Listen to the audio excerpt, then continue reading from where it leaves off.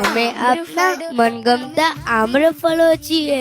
અમારામાં અક્ષર પુરુષોત્તમ નિષ્ઠાનું બીજ આપે જાતે વાવ્યું છે.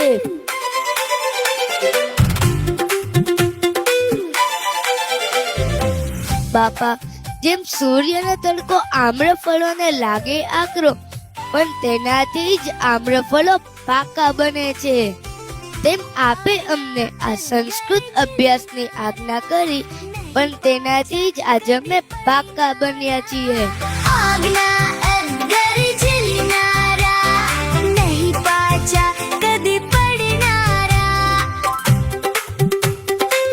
પણ બાપા, આપને તો ખબર જ છે કે ટોપલીમાં એક કેરી પણ બગડેલી હોય ને તો બાકી બધી જ કેરી બગડી જાય છે. પણ બાપા, આ આમ્રફળો એવા છે કે જેઓ કુસંગના સકંજામાં આવે તેમ નથી.